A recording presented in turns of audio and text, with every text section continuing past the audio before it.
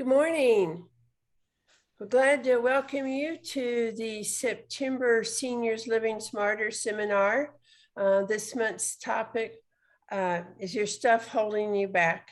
I think it's always funny as we look at our different titles that we come up with, and if you know the stories behind some of them, it's quite interesting. But that's going to be our topic for the day. And before we explain more of that, some introductions and some explanations. I'm Virginia Lazenby. I'm the founder and host of the seminar series. I am a certified senior downsizing coach and a realtor. And when people often ask me, so why do you do the seminars? Well, I've just seen such a need for people to have information.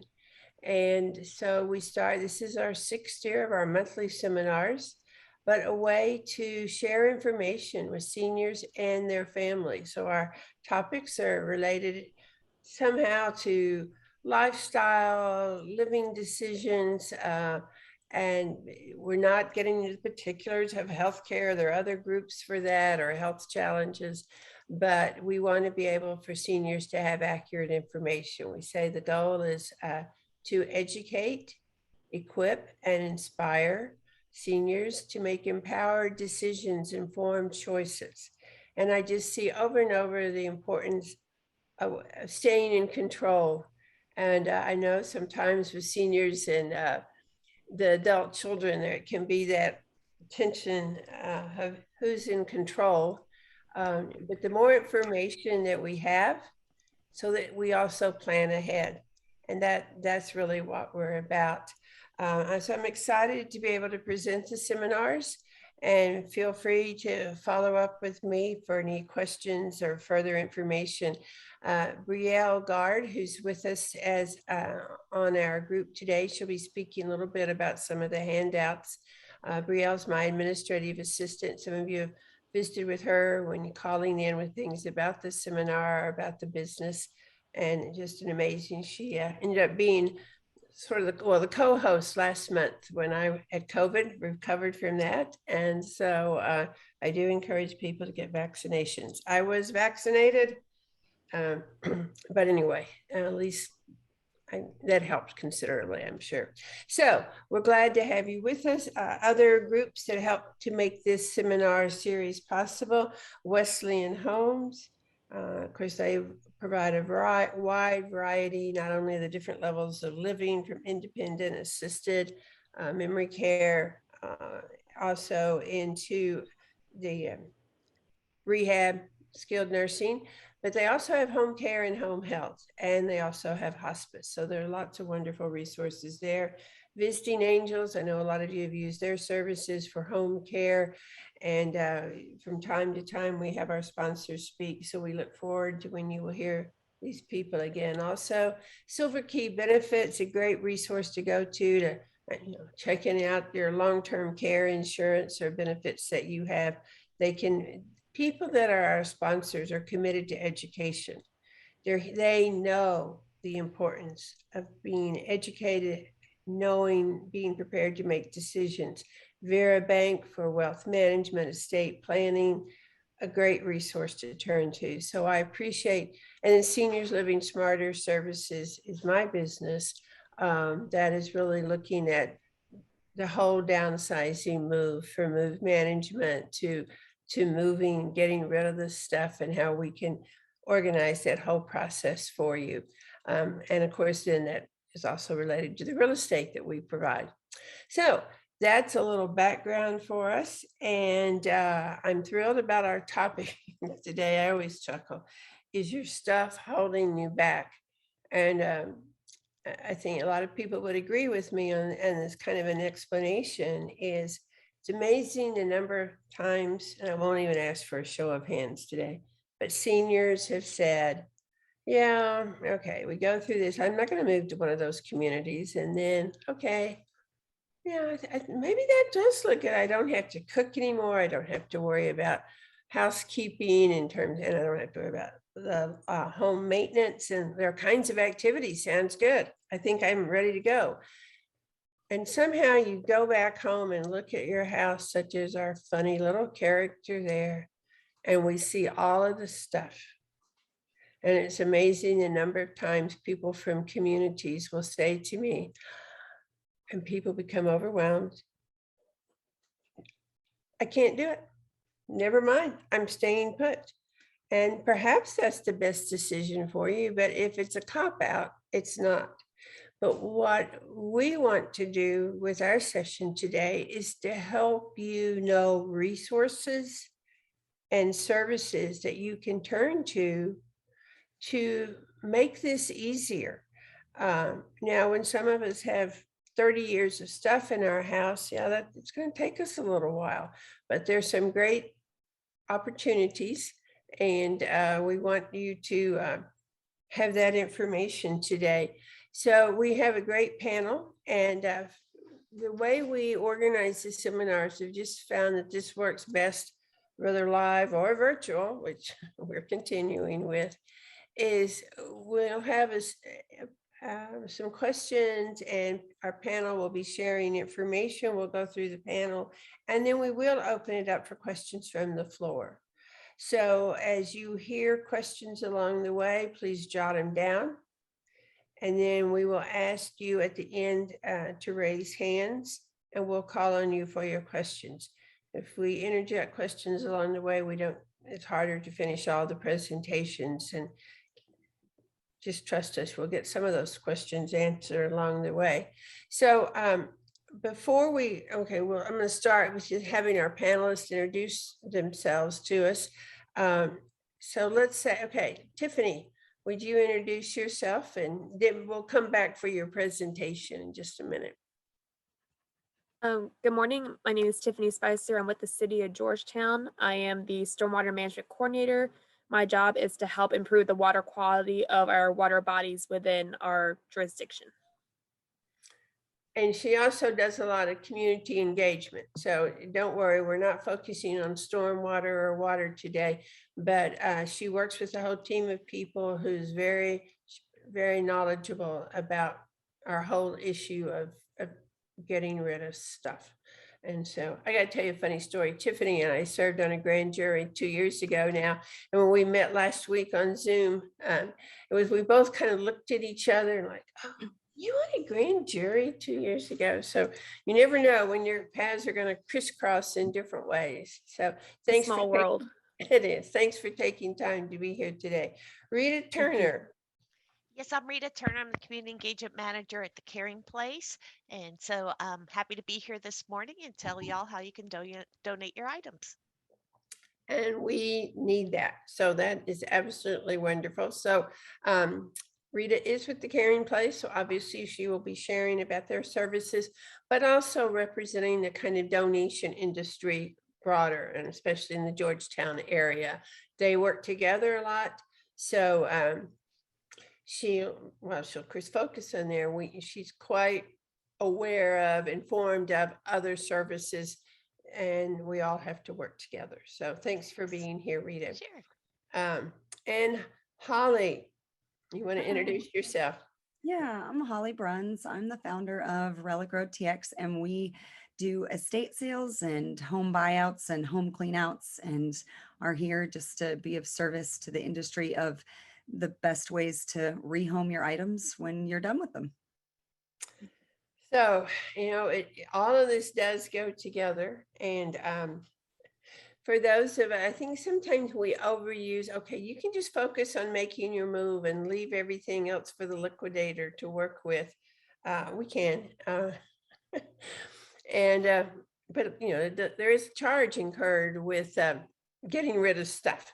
But anyway, Holly has lots of experience with various ways of liquidation, and we appreciate your being with us today.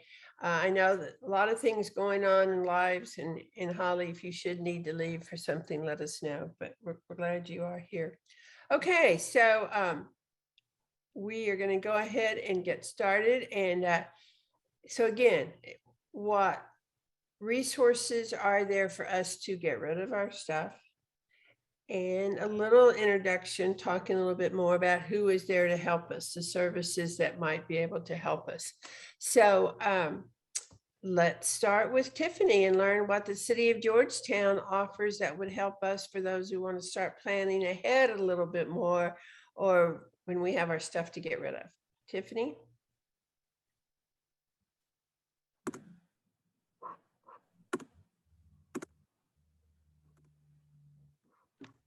Okay, can y'all see that? Okay. So good morning. I'm with the city of Georgetown, and I'm giving a presentation on items to get rid of more easily when clearing out a house. I have a river on here because obviously the importance of getting rid of the items so that it doesn't pollute our waterways, which is why I'm here today. It's about proper disposal so it doesn't have an impact on the environment. There we go. So I'm going to go over a list of different items that you could potentially use with the city to get rid of items in your home today. So our first item on here is a bulky waste pickup. This is if you're a resident within the city limits, you have the opportunity to request 2 pickups a year, to 3 cubic yards. So I did one literally last week, and I had enough to get rid of 1 queen mattress, a bunch of cardboard, and I believe 1 little baby swing, and that ended up being 1 pickup for me. They have different items that they will accept. There are items that they will not accept, and I encourage you before you do your pickup to research the website, verify that the item can be taken, or when you call to request your bulky pickup, they will ask for an itemized list. So as you go through your items, they will let you know if they can or cannot accept your items. So they'll take care of you. We ask that you call before Wednesday to schedule, and you have until Friday to verify all your items that you want to pick up. And everything will be created as a work order, and they will come by starting 7 a.m. on Saturday to do the pickup.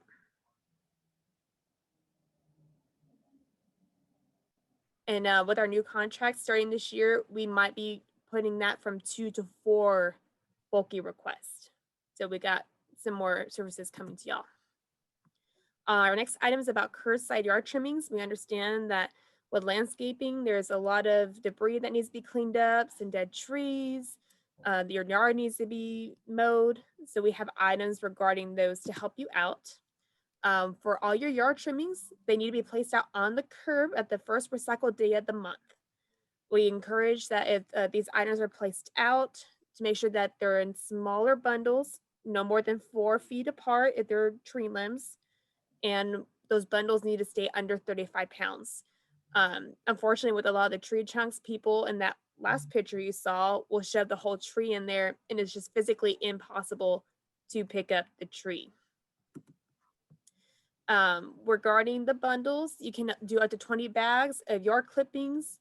That could be leaves, grass, sticks, anything that's compostable. We have items that people accidentally put in there that don't belong. And we just want to make sure everything that's in there is natural. As a service as well for being a resident in the city, you have the opportunity to get free mulch at the transfer station. We can do 1 free cubic yard, but if you need more, they will allow more. So that's an awesome service. If you need mulch for landscaping, it's absolutely free to you. You just come in at any time and pick it up. We're also going to propose 3 cubic yards additionally. So if you have more debris that needs to be picked up, you have the opportunity to drop it off at the station for free.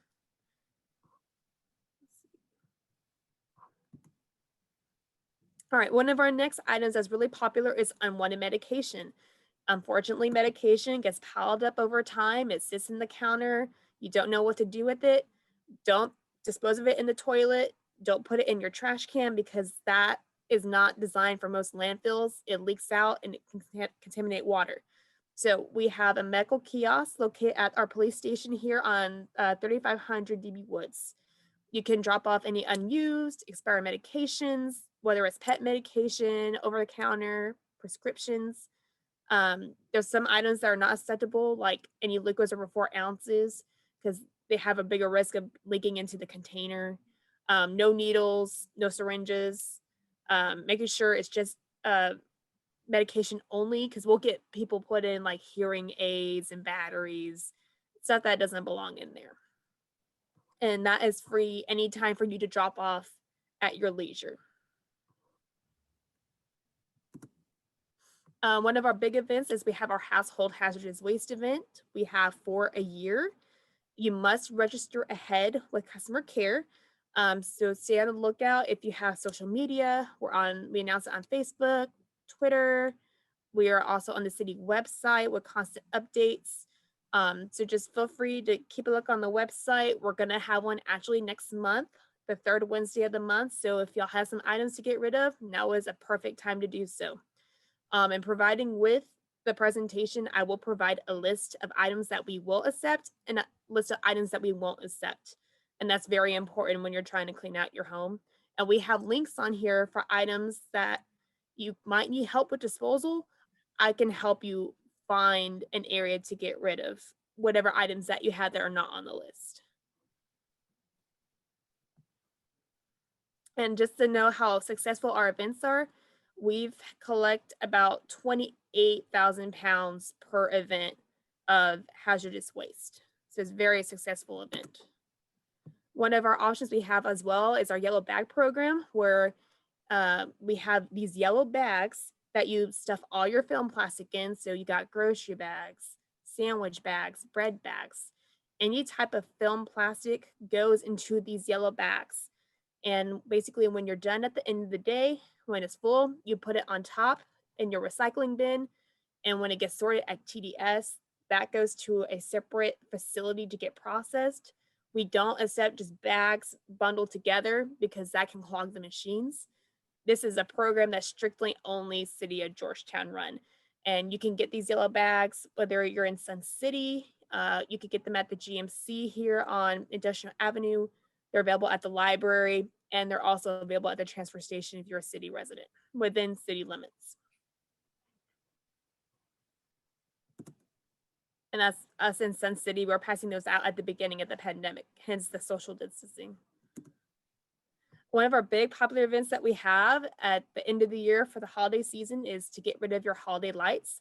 So if you got any lights that are broken, they won't work, or you just replaced your lights because you wanted something new, we do offer this as a program that you can recycle your string lights.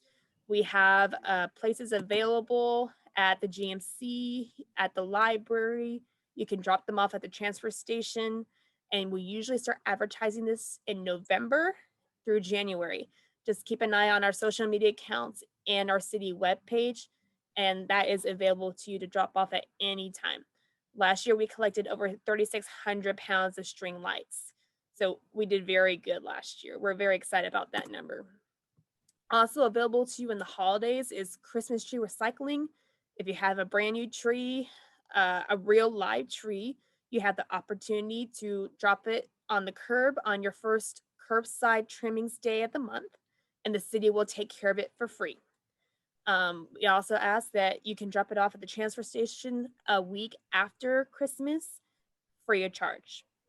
And with that as well, if you have additional wrapping paper or boxes that you need to throw away, you can always put that on the side on your recycling day, and TDS will come take care of that as well, free of charge. We have multiple events throughout the city throughout the year. If you pay attention to our city webpage and our social media accounts, for example, Earth Day, we did electronic recycling and tire recycling and shredded paper. So keep an eye on these events because there might be opportunities for you to come by and get rid of items that you just don't need anymore. We're constantly advertising, and we always need volunteers as well. So if you would love to participate in these events, feel free to reach out to me. We would be glad to have you on board. And then here I have a list of items of links, places where you can use regarding recycling, dropping off items, our information on our webpage regarding the different items I went over. We have so much information that I understand it's very overwhelming sometimes. So if you have any specific questions, feel free to reach out to me. I don't mind at all assisting you with whatever items that you have questions of getting rid of.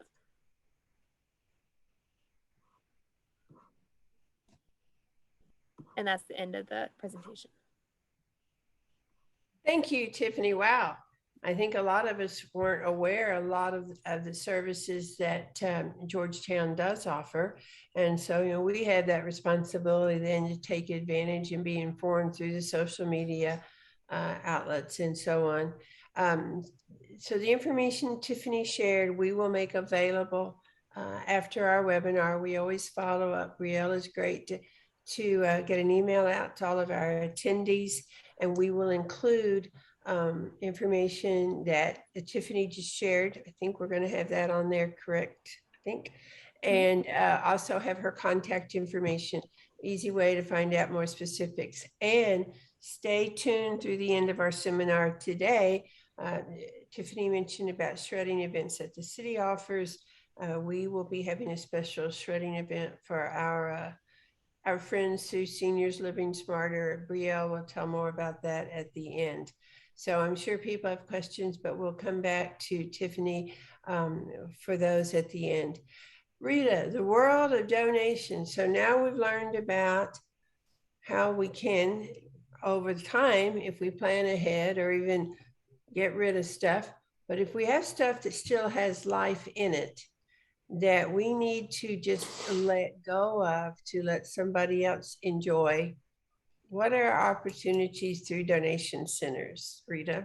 So here at the Caring Place, you can come and donate. We are open for donations Monday from 11 to 3. We're normally open all week long, but during the construction process and with COVID, we have to use that extra space for food. If you have large furniture pickups, we do provide furniture pickups. And for larger items, you just have to call our number and they will schedule a pickup, and they get it real close to the time also. So it's not like, oh, we'll be picking up on Thursday and they don't tell you what time. So we get it real close to the time. We do have some items that we can't take, and it can be a long list. So you can go online and see what items we do take and what we can't take. Reason being that sometimes we have to pay to get rid of items that we cannot sell. And so, due to the fact of that, we had to be sometimes picky on what we can accept and what we can't, because the money that we earn from the items that you donate goes back into helping families in crisis. And also, we have other agencies in town that also accept donations, and I can go over them briefly of which ones they are. Habitat is more like if you redid your kitchen or want to get rid of lights, you have extra flooring left over from a project, dishwashers, vent hoods, ovens, things like that, then you would take those to Habitat for Humanity doors. Um, so it's a pretty great place over there. And then Assistance League, they help children and get them new school clothing and stuff. And you can drop off donations to them also. And then we have Goodwill that is over on Williams Drive, and that one's a drive-through one. You just come through and they'll empty out your car. They have an education program that helps people get their high school education, and it also has a free daycare for the families while they go there. And then there's Salvation Army, and Salvation Army, I believe, is in Round Rock for drop off. I don't think Georgetown's taken any drop offs. Um, but Salvation Army also is like it's like the next step. Like when Caring Place has spent all their money and everything on a family, we have a certain cap, then we Salvation Army also helps with families. So we all work together in this community, all the nonprofits, because a lot of us are serving the same families. So if you are not able, we hope that you'll hold your stuff for us. But if we're not able to on a Monday, then that is some other options that you can donate things. And I think that's important for people to understand two things. Number one, the reason, like you said, that you're limited now to accepting items on Mondays is the impact of COVID and probably the number of people who can process stuff, and then space, because you have so much need to provide food for people that you don't have the workspace. So, you just have to adjust. The other thing you mentioned briefly, but I would like for you to highlight it, Rita, you have some previous presentations. You know, folks, these places are not for us to drop junk. It's, you know, it's not clean out your closet. You don't even look at the quality of it and we're just going to take it all to wherever. You mentioned about getting rid of stuff that doesn't sell, but and I don't know if you have it on the tip of your tongue here, but the amount of money you all and other, you know, have to spend to get rid of stuff when people drop unusable stuff. You Right. want to say anything more about that? Yes, so we spend about $2,000 a month on trash removal. Um, so with clothing, the good thing about clothing and shoes and things like that, if it's, you know, if it's not acceptable to be sold, we actually can put it in this thing we call a Dallas bin, and a company from Dallas comes down and packs it up and gives us a certain price per pound. They wrap it up into bundles and send it to third world countries, which is great. So it just keeps going and it's recycled to help other families. But if someone drops off a couch that has enough dog hair that we can make two dogs out of it, we can't sell that. And or a high urine smell or broken furniture or things like that. We can't sell that. And when we have to dispose of it, then it takes money away from our programs of helping families. And I know right now, maybe some of y'all are sitting there saying, well, your hours are limited. They're only Monday and everything. I can tell you that so far with COVID, last year we spent 3.2 million helping our community. And last year we took a hit of 143% in our store because we had to close it down. Um, and then also because there's only 32 employees and we don't have all our volunteers back. And so you know, it's hard for us to sort everything and get it in there. We're hoping to scale back up, but we please ask you to, if you can, drop it off on Monday during our limited hours. Good, thank you. And I just want to say, so these couches with cat hair, fur, whatever, dog hair, fur, other problems, don't forget, push them out to the curbside and call the city of Georgetown for your bulky pickup day. I was just working with a friend, and so we'd called somebody to come haul off what was left. Part of it being a sleeper sofa. Yes, they are heavy. And fortunately, the person reminded me, well, I can take it. It's going to cost $200 for me to take it. And I don't know if that's the right figures. That's what I was told, to the transfer station. He said, don't forget bulky trash. Oh, that's right. Well, get your friends together, push it out to the curb, call the city, make your arrangements. So that's another service there. But we do appreciate both the acceptance of the donations and then the good that comes from that, from all the different agencies. We also, and I know we're all aware of this, but just a reminder, you know, there are a lot of us wanting to get rid of stuff. And that's the reason that we see it. And Holly will pick up on this. A lot of donation sites having to be more restrictive in what they take because there's such an abundance. And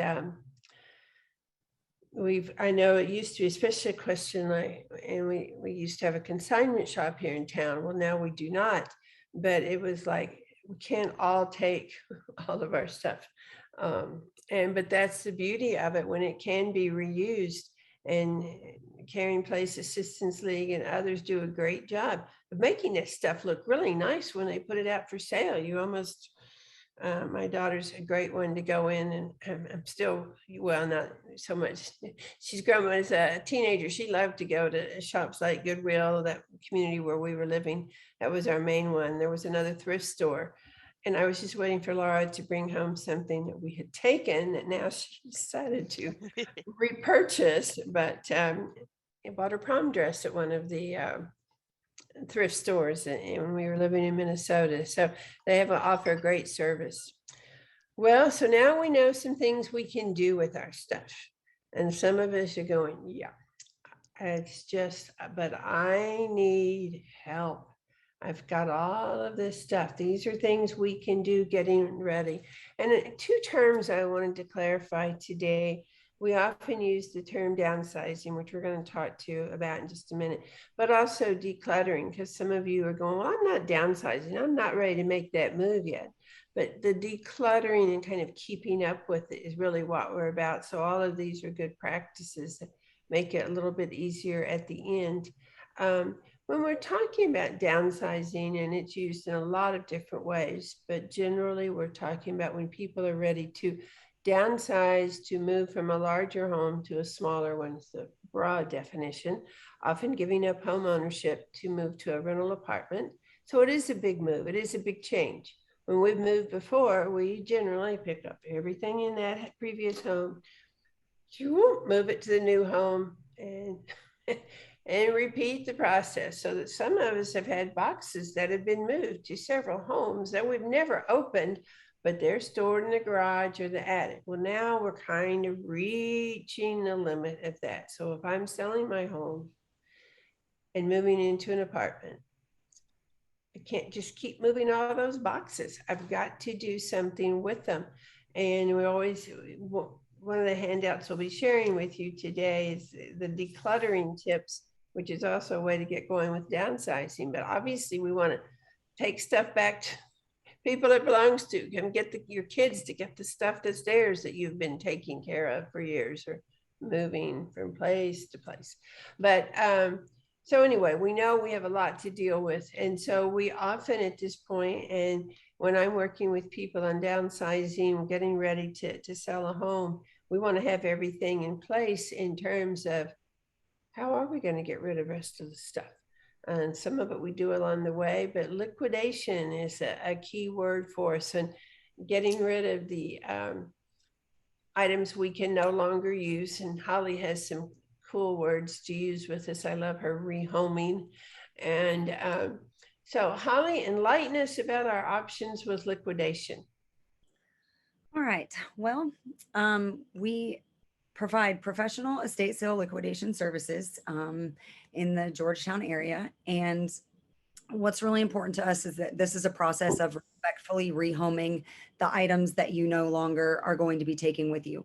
Ones that are still very reusable, very collectible, very sought after, sort of your best of the best, and all of the rest as well. So we take care of 100% of what's in the home, minus what you are choosing to take with you to relocate with, meaning we can kind of stand as an in-between for some of these other facilities if necessary. So it really is a big burden lifter, to where if we go through this process, then after it's left over, we contact places like the Caring Place or the City of Georgetown, and we can help facilitate some of those things too, as we're all trying to work together through the process. But in general, for an estate sale, what we're doing is just trying to maximize the profits of what can come out of your home, with a goal that it's time to clear what's there. You're going to be making some choices and deciding what you want to keep, and then it's going to be going on to probably be sold. And so we have to deal with the rest, and we can do that in a very profitable, respectful way. I wanted to say one thing, Holly, and when Holly is talking about their business, which is outstanding, she's also, within the industry itself, what she's talking about are practices, so others do this. Now, I will say you want to check out the quality of the people you work with, and that's a whole nother discussion. But when we're talking about the liquidation, that's a broad, and there are different ways. So then when you were, I think, starting, I just wanted to clarify that she will be talking about their practice, and it is outstanding. We also learn from that, and then, there may be others, but liquidation is a broad topic. Be careful who you're working with. Okay, go ahead, Holly.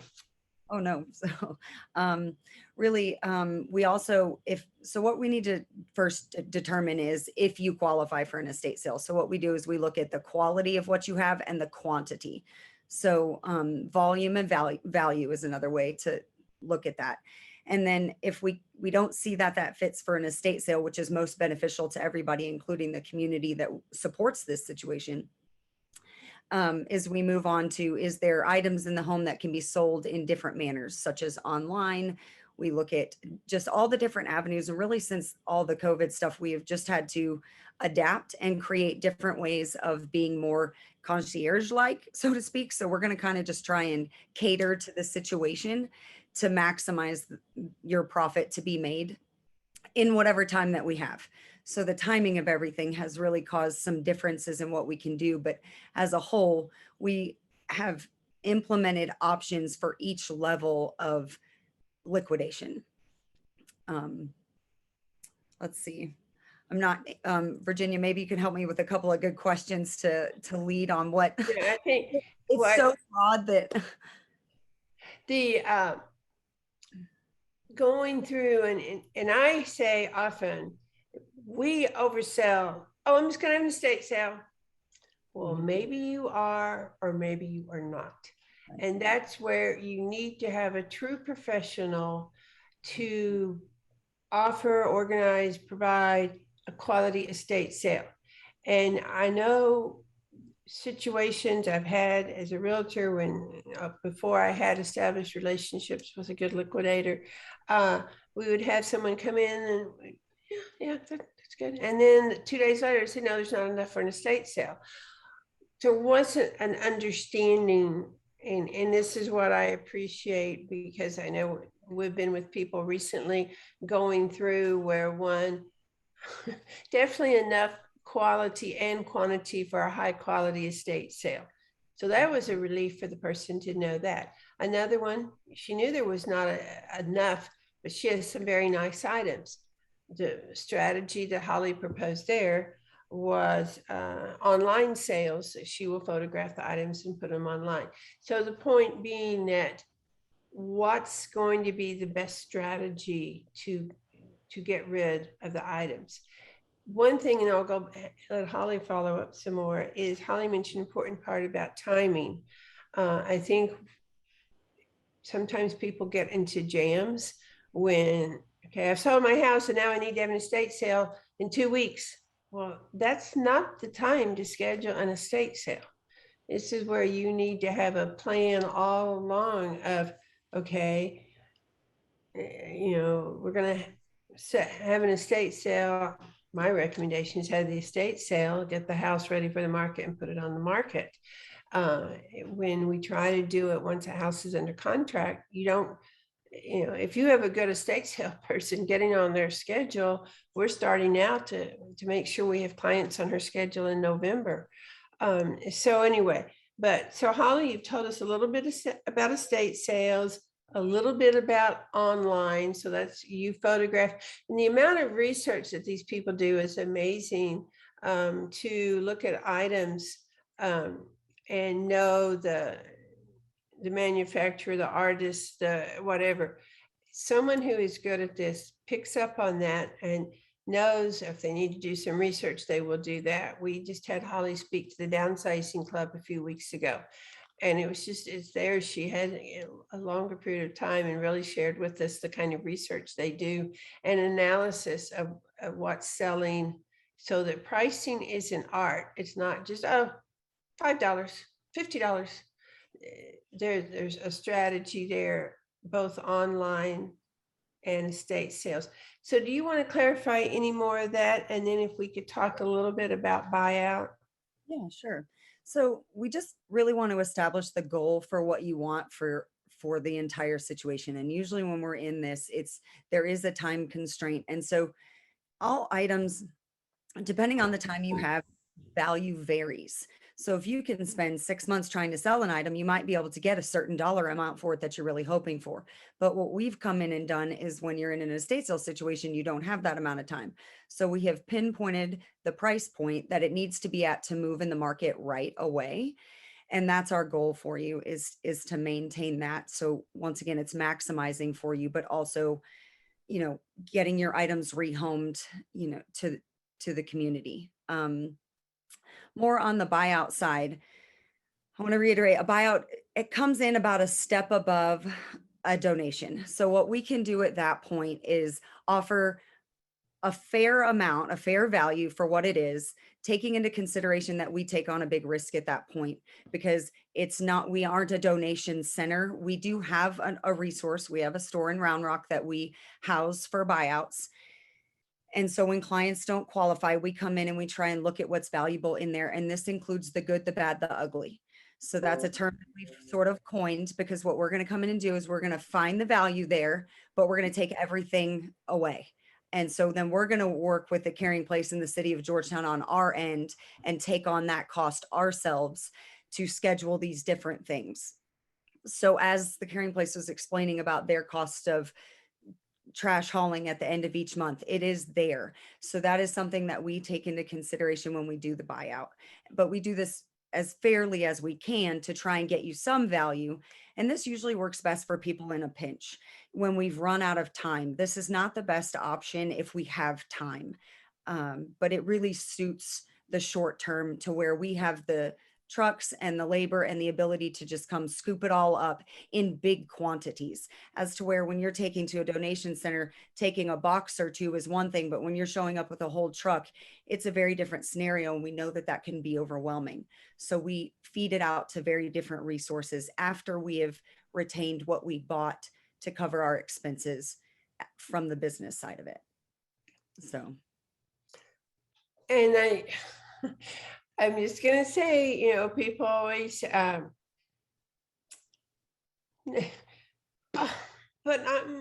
that's not much money and you got all this stuff and it's my stuff. Folks, there is cost in getting rid of the stuff. And so, you know, and I just had that recently with someone, I go, well, if it's not satisfactory to you, that's your decision, then you do it. And I've shared a story. I know a woman trying to save money. Okay, no, I'm not. I'll do it myself. Yeah, you'll do it yourself. You will have your neighbor help you. You will have your realtor help you. You will have, and everybody is worn out. We just don't stop to think. So be realistic. Now, if we declutter along the way, that will help. If we've made our donations along the way, and if we've taken advantage of the city opportunities, and I see the smile on Holly's face, here goes our ongoing dilemma, and we'll just put it right out there. Do you get rid of the stuff or do you save it for the estate sale? You go first, Holly. My advice is it's always to try to see if there's somebody else who would rehome it and pay you a little bit of money for it along the way. But if I can't make that decision about where your heart lies in donations. So I am always for donating, but I really do encourage for as a process as a whole, if you're looking at downsizing or moving to a smaller place, and we're not just talking about a couple of boxes of cleaning out one closet, we're talking about going from thousands of square feet down to 1,000 square feet or under, then we really do have an opportunity to do something helpful for the situation and for the community, because the community really does rely on estate sales. There's a lot of people that take it very seriously, and this is what they do every single weekend. And we see hundreds and hundreds. They're all our friends, and they come and they know that they're rehoming with a purpose, but it's also helping them because big box is getting more and more expensive every single day. Things are on delay. You can't order certain pieces of furniture. They've run out. Everything, the COVID has really messed that up. And so the estate sale community has taken on a really big responsibility to help get it to the community in a different, price point, reasonable way. So, but yes. The reason it's kind of a dual here is that when I'm working with people trying to downsize, my recommendation, unfortunately, we have a relationship so that often I encourage, have Holly meet with us for people I'm working with on real estate. Do we think there's enough for an estate sale? If there is, then that idea of don't donate, save it makes sense. My concern is if there's not enough for an estate sale, then perhaps we should be doing more donations along the way just for space factor, and rather than having to be stuck with the end. But in all fairness, as they say, leave those half bottles of detergent, anything, I think half full or more, people will buy it, and they do. That whole idea of rehoming, and people find we're not just getting rid of the stuff. I'm going to just tell a quick story from a couple of weeks ago. Holly did an estate sale. The woman lived in Germany. Her husband was in the army, and it brought back big furniture, a couple of some really big pieces, from several years ago. And Holly, what's the name of the piece? It's like a china cabinet wet bar kind of thing. What was it? So a shrunk is one term. This is a little bit smaller. You call it a hunt cabinet. But a very, very large piece of furniture. It's large. Large furniture. Yay, Tiffany knows what we're talking about there. So that was, and this woman was wonderful. I think she was the homeowner was the ideal client for Holly.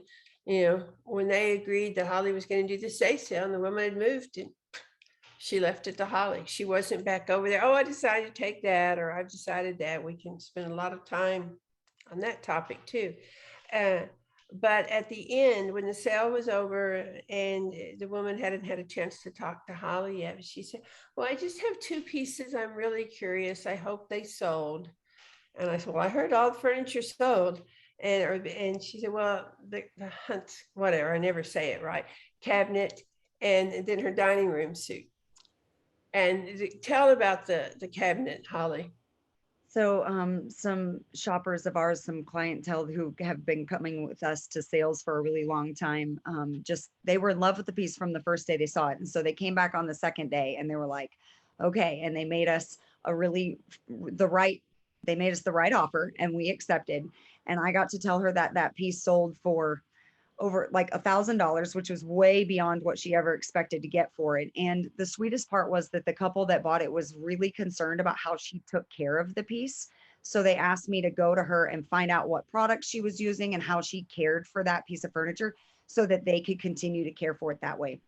So in telling our client that, it just really brought this piece of mind to her. And, on the business side, that is funny because all of the other things made so much more money than that one piece of furniture combined, but that was where her heart was for her things. And so we know that, and we work really hard to find those respectable homes that care to that manner for your stuff, because that means a lot to us. So that was sweet.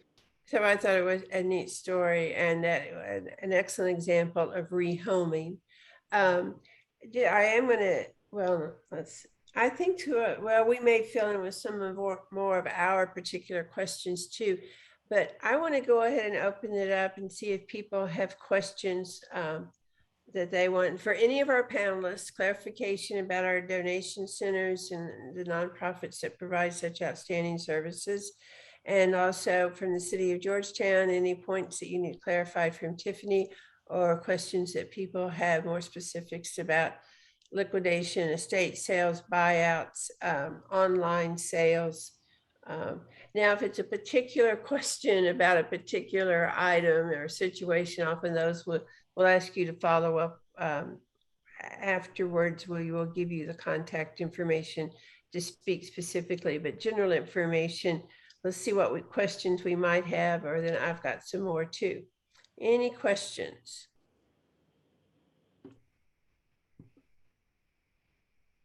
You all did such a good job describing. Okay, there we go.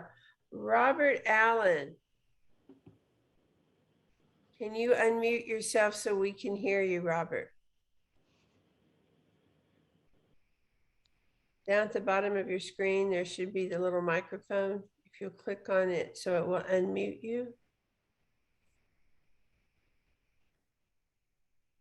We're working on it.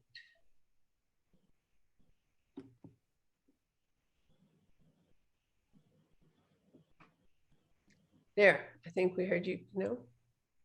Can you click there? Maybe he didn't have his hand up. So while Robert's working on that, do we have other questions? Okay, well, you're thinking about your question. Have you found the microphone to mute and unmute, Robert? Okay, we'll come say, oh, Eric Edge. Let's see, Eric, you have a question. Can you unmute? Yes, this is Joyce Edge. Eric and I are both watching. For those of us who live in the county, do you have contact individuals that do the same thing the city lady does? As Tiffany, far as Yeah, that's a good question, Joyce. I'm glad you asked. I had intended for us. I was having lunch with a friend yesterday, and we commented on that. Tiffany, can you share any things for people who are not eligible to take part in the city's services? Do you know anything about what Williamson County offers or other entities? I'm actually looking at an email real quick because we're about to announce our next household hazardous waste event, and in the posting, Williamson County has one coming up. Okay, so this is the information I have for the county. Williamson County will hold a household hazardous waste collection event open to all county residents from 8 a.m. to 2 p.m. on September 25th at the Huddle Football Stadium. If you like the address, I have it. I can send that to you individually, or I can have it posted with Virginia for the presentations. That way y'all have an area to drop it off. I don't know if it's by registration, but there is a website and a phone number that you can get in contact with. And then I'm not sure if the county has specific trash services like the city has. That might be something I can look into to see if I can help you out with that. Is it mainly household, or did you have a more specific item that you were trying to focus on? Well, such things as like an old TV. Where would you recycle? Most places do not take old televisions. You can find places to recycle your electronics, but not a TV. So I think some items with Goodwill will take some TVs. It depends on the condition of the TV. Best Buy, I believe you can drop it off there, but you do have to pay a fee. I don't know. I think it's like $25 or $30. I think it's 40. You might be able to take it to the transfer station in Georgetown, but there will be a fee associated. I can get you the number so you can call them and they can tell you how much it would cost to dispose of it. I also have a link in the PowerPoint called Earth 911. Basically, it's a website that for anything you put in there, it can tell you a place to dispose of the item. So I would recommend using that as well to type it in television, and it will pull up a list of areas that you can dispose of it at, and it might even discuss fees in there. So that's a very valuable resource that we've used for other residents asking about items to be disposed of properly. Holly, could you, I know because you all deal with this, you end up doing the disposal for many people. TVs, mattresses, two of our favorite subjects, more or less. So the options that we use, Best Buy does charge, and it's $40 a TV. Goodwill they're being very particular right now with just about everything that's coming through their door. So if you take it there, I would just be prepared to hear no on the end of anything older than the last couple of years. So Best Buy for that. And then for mattress disposal, the other option is listing it for free on Craigslist. You never really know who's looking for something from what part. And we do that for several large, like last minute things, and it does work. And mattresses, transfer station, they end up being disposed of out in Hutto, and for a cost based on the weight or the truckload or the trailer, depending on what their schematics are. And then, but we also use that as a free option. If it's still a decent mattress, just old, there is still a need out there. There's a lot of people moving here every single day all over the place. And even if it's just temporary, you can get a good mattress cover. So it's not necessarily just about a sanitation issue anymore. And I know that that's sort of like this thing where everyone's like, oh, it's not okay, it's not sanitary. When we are selling mattresses through an estate sale, it sells as an entire bed set. So it includes the mattresses, and 9 times out of 10, they take it because they don't have it otherwise. And it costs hundreds and hundreds of dollars to buy mattresses. So, but if they are ruined and they are old and they are trashed, they have to go to the trash. Okay. All right. Did that help a little bit, Joyce? Yes, thank you. Okay. Other questions while we're waiting for other hands to come up. Robert, were you able to get unmuted? I think so. Can you hear me? There you are. Yes, great. Yes, Okay. welcome. Tiffany talked about a lot about the Georgetown, city of Georgetown. But what if you live outside the city limits of Georgetown? You're in the county. A lot of that stuff you can't take advantage of. Are there other options? Are you looking for anything more specific to a specific program that you want to take advantage of? No, I'm just you talked about a lot of things that are available through the city, but most of those things are not available to us who are in the county. Yes, that is correct. So some of those bulky pickups, it's not available, but you can drop those items off to the transfer station for a fee. If you call TDS, they can tell you those items and how much it would cost. Household hazardous waste, unfortunately, that's one within city limits as well. But depending on what you have, I can also assist you in finding locations to get rid of that. Like I mentioned, Williamson County is about to have an event next month, or I'm sorry, I think is what the email said. I can get that to you, but they do have 2 events per year. City of Round Rock does have an event, but you have to pay ahead of time. That's a good resource that we've used before when we didn't have our events. We sent residents to City of Round Rock. The Yellow Bag program is only a TDS thing, and I believe in the county, it's not TDS. I believe it's another vendor. I can help you with certain items if you like, and see if I can help you with any more specific items. Okay, so the first call should probably be to you and say this is what we have and what do you recommend, right? Absolutely. I don't mind at all. Okay, very good. Thank you very much. Thanks, Tiff. Thank you, Rita, Robert. did I see you wanting to add something, Rita? I was going to say the other vendor is Clausen Disposal. And so you can call Clausen. They also have dumpsters that you can pay for, that you can dispose of items, and then they come and just pick up the dumpster and take it away. Okay, thank you. I was going to chime in here too. We're going to be sending out to all the people on the call a handout that's going to have a lot of these items. So some that are just general donation, and some things that are specific, like when we're talking about mattresses or we're talking about metal or whatever. And we'll have the Williamson County landfill information, a link to their website on there, and contacting them directly is going to be your best bet because things are always changing. Any place that you donate to, we recommend 100% to make a phone call in advance before you show up with all of your things, because they may or may not be taking them, even if they're on our list. So we'll send out that handout and give you the links and the contact information so you'll know how to reach out to these different organizations. Okay, good. Thanks. Appreciate everybody jumping in. Oops. Oh, Francis Reiser, can you? Good, you're unmuted. What can we do for you, Francis?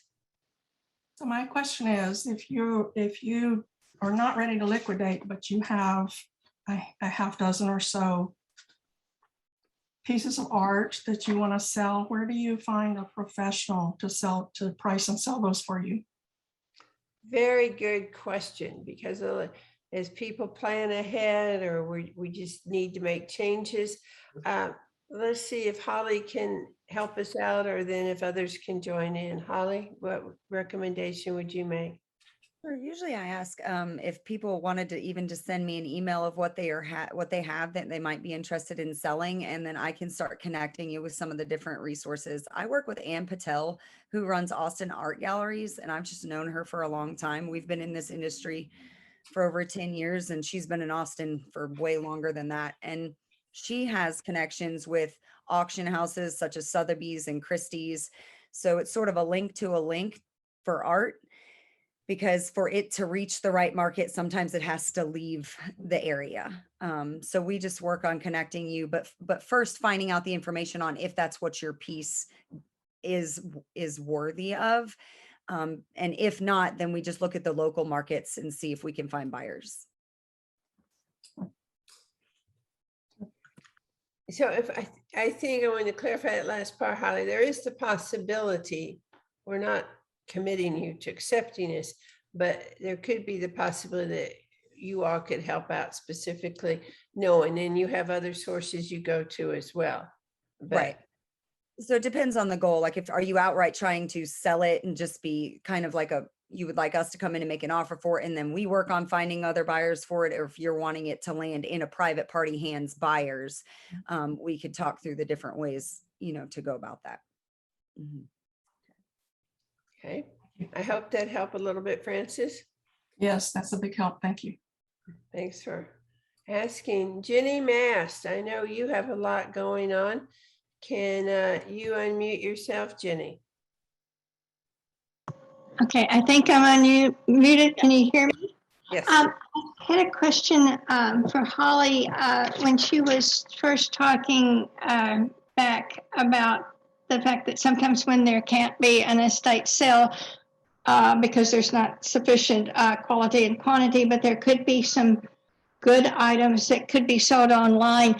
Is that online that Holly, you would handle and take and get and sell online, or is that up to the individual to sell online? Jenny, we do offer that service. We have several online markets that we send out to our followers, but also if you wanted to be educated on how to do that on some of your local markets, then I'm happy to inform on that too. I know that you're in the Sun City neighborhood, so they have a really good neighborhood swap site that if you're into the social stuff, but if you're not, we use our online markets. And yes, we would do all of the marketing and the photographing and the pricing, and we would stand in between you and the buyer for that. Oh, okay. I want to pick up on that part, that stand between you and the buyer. That's one of the concerns people have had, is just about safety and coming together for the exchange of the product, the item, and the money, and making sure everybody is safe and the financial transaction goes through. One of the nice advantages to having a third party take care of it for you. Jenny, did you have more questions? No, that's it. Thank you very much. Okay, thank you. On that note, Virginia, we have several clients that have gone through the online sales process who can talk to you specifically about how it goes with us standing in between, or their comfort level of being the person to then hand off the item. So there's several ways that we can, talk you through the safety of that. Okay. I'm going to bring up a question that we often hear. I have my wonderful, beautiful china, and maybe I even have my parents and so on. What am I going to do with my wonderful china or crystal? Or we'll get to sterling in just a minute. Rita, so will you all take our china and crystal and all that wonderful? Yes, we do. We do take the china over here. Actually, there's people that does come in and buy the china sets and stuff. So yes, we take the silver, we take the china. Yes. Okay. So there, for those who have the kind heart and are willing to let go and someone else appreciate their treasures, donation sites are wonderful. Holly, what about for the people who are saying, oh, but that's a lot of money? How are we going to get rid of our things then? So china and crystal and silver are sellable to the public through an estate sale or through the donation centers. It's all kind of the same, the community that comes shopping and looking for it. So it is sellable. We just work real hard to find the reasonable market price based on, our research standards that we use. And we do our best, but Rita's right. It does sell. People are still looking for it. And it holds value to someone just because you're not using it. So we do our best, but we also have to be reasonable that when we're looking at something that we've had for a really long time, that's not where our value is coming from in terms of dollar amount. That is where our value is coming from memory's side, but not necessarily from what somebody's willing to repay for it. Back in the day, silver plate was highly overpriced because it was this beautiful wedding gift for servingware for people's homes and everybody loved it. And it was just what you would go get at Benolds or, you know, whatever retail shop from back then. And unfortunately today that's not the same scenario and people aren't serving it anymore out of it. And it takes a lot of upkeep. So depending on the type of silver or silver plate that it is, that changes its value, but it's still meant, but it did cost a lot in the beginning. And I think that that's what can be hard for folks is that we spent a lot of money on it to begin with, and we'd love to see some of that back. But what we have to remember is that the time that we've loved it, that's what we got out of it. Also, when I say China sets sell well, it might not be that they're buying them to use as a China set. Mm-hmm. So people are making the bird holders out of them and then making the mosaic crosses and things like that. So yeah, they break it up and they put it on tabletops now. So that is a really good point, Rita, that they are repurposing it. And we've actually had a lot of people coming in who are doing their own weddings, and they pick out China to do just for that. So they can get it for a reasonable enough price that they're going to use it for one event and then, you know, pass it on again. Okay. Along that line, okay, what about sterling? Sterling silver. So if that's a question for me, or anyone can answer, but sterling silver has an actual physical value to it based on a dollar amount in today's market. So from an estate sale standpoint, we don't sell it to the public. We sell it to private people that we have established healthy relationships with, that we know are being right and who do that. There's a true weight to it. So, and it's an indicator of a fine, precious, it's like gold. It's just not as weighted in terms of dollar amount. So it's good to know the difference of what you have to understand your value. Okay. All right. What about furniture? For those of us who've had our bedroom suites, or the dining room hutches from the 70s or whenever. What do I do? I know everybody's going to want my china cabinet. I loved it when we got it in 1970, and I think it's absolutely gorgeous. What's going to happen to it? My kids don't want it. Is that for me? Rita, let's start with Rita first, and then we'll go to Holly. Rita, do you take furniture like that? And what happens? We don't take the large entertainment center. We do take some of the china hutches and the dining room sets, and if they're in good shape, because people once again repurpose them and stuff. I see them now going for coffee carts and things like that. So, and we try to get people to, if they buy them, to repurpose them, to send us pictures of what they repurposed it for. But like the big entertainment centers, those are so hard to get rid of. So hard. The reality of it. Okay, good. Holly, from your world. We do our best to reach all the markets for anyone who might be interested in a piece like that, but they are losing interest. And often they're one of the pieces that we see left over. The client we were chatting about earlier with the German Hunt cabinet, she was also interested in her dining room set, and her table and chairs did sell, but the hutch did not. Often what I'm finding is we're having a better success if we take the top piece of the hutch off and just sell the bottom as a buffet. So that I'm able to do, but even then it's a pretty low, it's, you know, it's not nothing compared to what you paid for it, honestly. There's just not a lot of people storing or needing that type of furniture right now. So to repurpose it, yes, it has a market. It's just a smaller market with a smaller value. Right. Okay. All right. One of the things too, we've mentioned about the sharing or passing on of special items. And we encourage people to think about the, as seniors, we're always wanting, we mentioned earlier about staying in control. So here I'm staying in control by making decisions about what's going to happen with my belongings.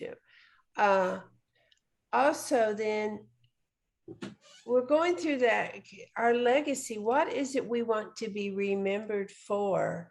And how do we perpetuate some of our family stories? sometimes it seems like it's getting harder to do that.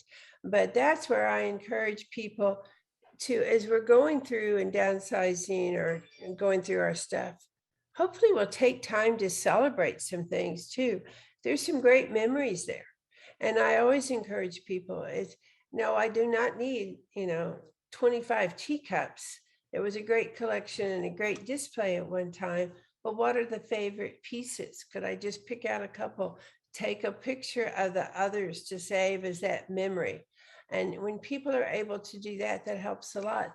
Sharing with family, some family treasure, but if we just give them the family treasure and they don't know the story, it's going to have even less likely to be appreciated. But if we take time to think about the item and why it was special, hopefully we'll use this as an opportunity to share our stories with family, and that can make a big difference too. So I encourage people, one of the handouts that we will be sharing with you is called Creating Your Legacy. And I think that that's just something that's important to me, and to be thinking about, what, a lot of times our kids don't know a lot of our stories. What was an important achievement to us in school? They don't even know we played sports or that we were valedictorian or whatever, but we might have something to represent that. And so that it shifts this from being this, just overwhelming project. Take some fun with it and think about what was important to me. How can I share that with children, with grandchildren, or so on? So Creating Your Legacy, coming out, is from one of my favorite books. I know some others have, Peter Walsh's Let It Go, Downsizing Your Way to a Richer, Happier Life. A richer life can mean more than financial part too. It can be that peace of mind by knowing that it's going to be enjoyed. But we just went through and picked out a few of the parts, a few of the examples about creating your legacy. We also have a handout, tips and tricks to downsizing, those decluttering tips. I think it was Joyce who mentioned she wasn't doing the full downsizing, but had, in her case, art that she wanted to know what to do with. But the more we can do along the way, setting our own goal, maybe it's I'm going to do one drawer a day or one drawer a week. I'm going to spend 15 minutes. So I know several of you, I don't know if Lori Schrank is on this call, but the pandemic, one of the good things in the pandemic, I know a lot of people who cleaned out a lot of closets during that time. And so that's kind of a neat way to get going with that. But in here, one of the items was, as we said, identify items of sentimental value and have the story with it so people will appreciate it. Collections, photograph the whole collection and save a representative piece and let it go. We keep hearing that phrase, let it go. Other questions that people have. Jean Cooper has a question.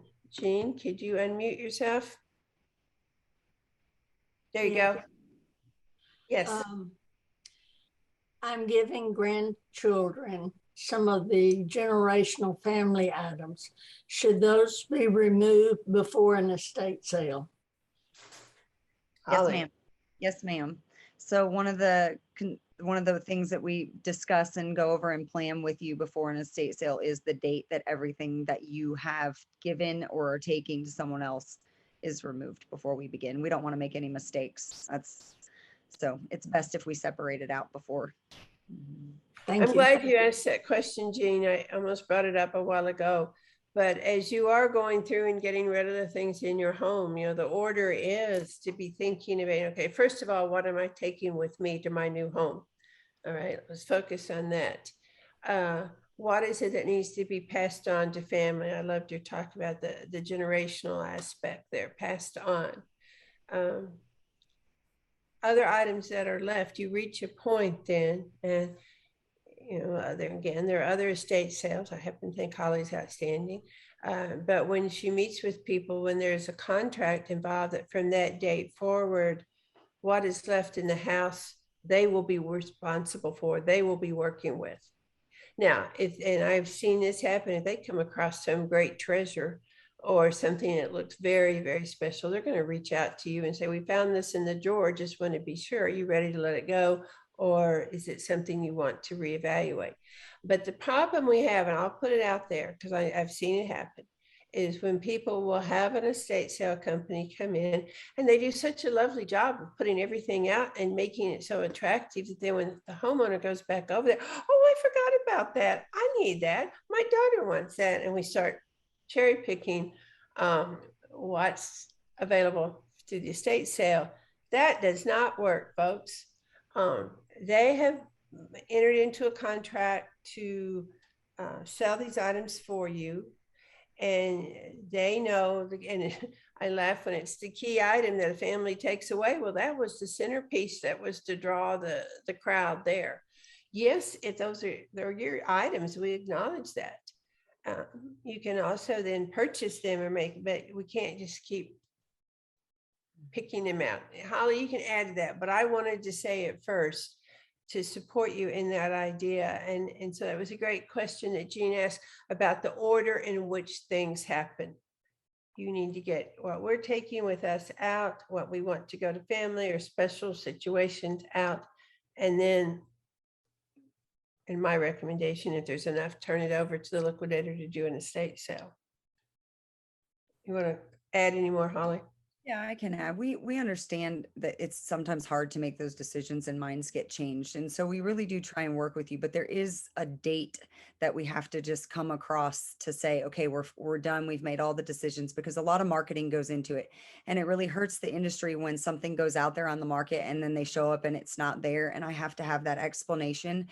So it's just important for the process, you know, to make the separation ahead of time, if at all possible. And we know that there's exceptions. And so we do whatever we can, but really in the best interest of the entire situation, if we can make those decisions ahead of time, it's best. Mm-hmm. And along that line, the timing is always a challenge. As I said, I encourage people, we try to meet with Holly to, if, you know, okay, are we going to have enough for an estate sale? So we'll quit taking things to donation right now. If there's not, you know, how we plan for that. Folks, for that to be a successful time, we have to have a pretty good handle. It's very difficult. And I know it's difficult for the owner. It's very difficult for a liquidator. Well, I think that's, oh no, I think maybe my son's going to want that. And you know, we see all this stuff there, but then, well, I don't know, maybe it's going to, I might want you to sell it, but maybe not. You know, they're trying to assess what is there to know if it's going to be a successful sale. So the more those decisions that you can make before that kind of appointment, it's better for everybody. So that's just something to know, what's going to be the best home for it. Is there a family member who not only wants it, but will take it and will remove it now? You know, one of my biggest concerns is, oh, I'm going to rent a storage unit because, you know, we're going to get rid of it in the future. Folks, I really, you know, now is the time to do it, you know. So Holly, you wanted to jump in. Yeah, I've just seen that go so the wrong way. And sometimes we make that decision because we don't want to make the decision. But on the other side of that, when I get the phone call that says, I've had a storage unit and I've been paying for it for 2 years, can you make me an offer? Like, there's nothing I can do to make that situation better. That's thousands of dollars that has been lost. So I really do recommend trying to not send anything to a storage unit if at all possible. It's just an extra cost and an extra burden to carry. So if family wants it, hopefully they're coming to get it now, you know. And yeah, enough said about that. One thing I wanted to call to people's attention when we talk about the general idea of liquidation, you know, be careful who you're working with. I've alluded to this previously. I know many of our attendees are from Sun City. To do an estate sale in Sun City, you do have to go through HOA. You have to be approved on the list. it's not just anybody can come in and do an estate sale. That shouldn't happen anywhere anyway, but especially in Sun City, there are rules or guidelines that people have to go by. Then we can get into interesting discussions. Are those always followed?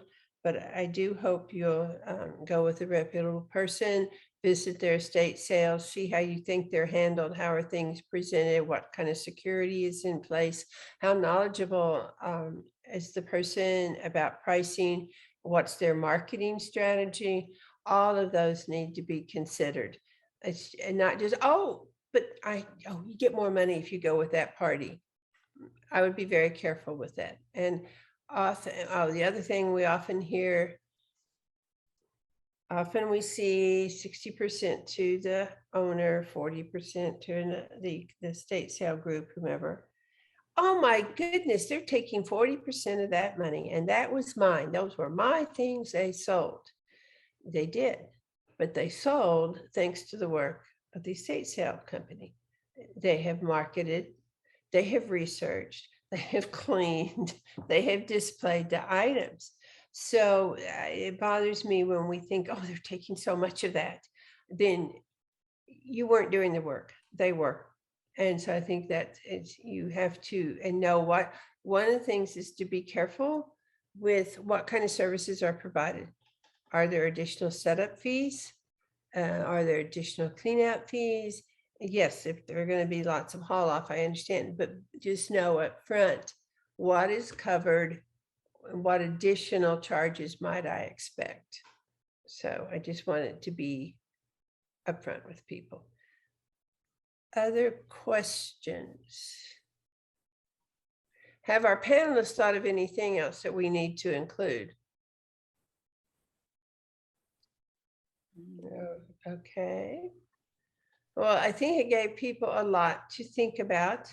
Again, the biggest challenge is I'll just wait and let somebody do it for me. Well, okay, that is a strategy there, but everything has a price with it. That's the reality of it. Now, we've talked a lot about, okay, I want to thank you all very much for being here.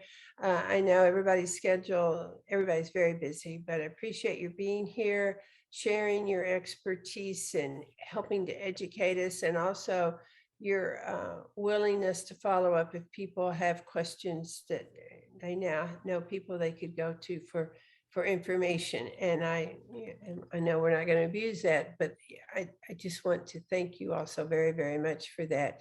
So now I want to turn to Brielle. Brielle, you want to announce our special event? Yes. So for some of you, one of the things that may be taking up a lot of space in your home is actually paper.